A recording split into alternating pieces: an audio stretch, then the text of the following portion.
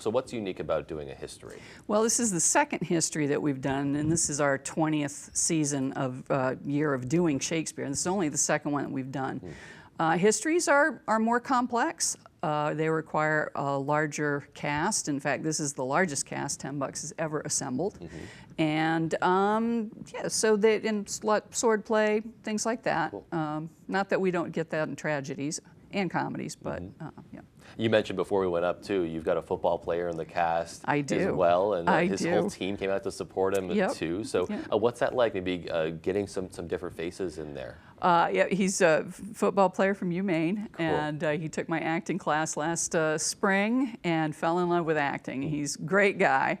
And Friday night we had about, I don't know, 40 to 45 football players in the audience, and they had his head on a stick, and it was rowdy. It was great for when those battle scenes happened. They really added to it.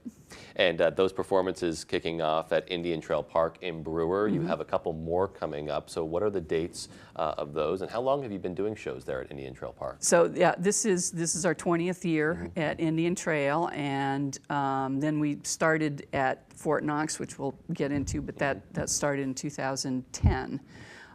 So we have, unfortunately for tomorrow night, we did have to cancel looking at the weather. Right. So we are canceling that, but Friday, Saturday, Sunday at 6 p.m. in Indian Trail Park, and bring your chairs, blankets, picnics. We've had people actually grilling out. That's cool. We've had dogs, cats, you Wow. name it. That's the loveliness of outdoor Shakespeare.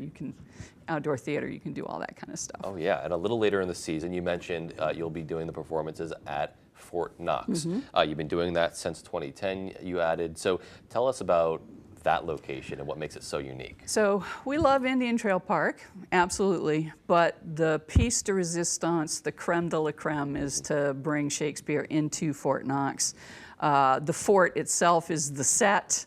It just takes the show and elevates it that much more with the atmosphere, et cetera. And we've done things like when we did Hamlet, we had people, the ghost of Hamlet's father came in from the upper parapets, and it was great watching the audience realize that it wasn't a tourist, and oh my gosh, that's a ghost.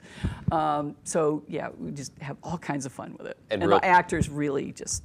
Oh, I bet. They can really get into their They element love there. it, yes. Real quick, what are the dates for the Fort Knox shows? August 1st, 2nd, 3rd, and 4th. All right. All shows start at 6 p.m. And we'll have all that information on our website as well. So thank you so much, Julie, for joining us today. Thanks for having me. All right, and your full forecast is coming right up. Stay tuned.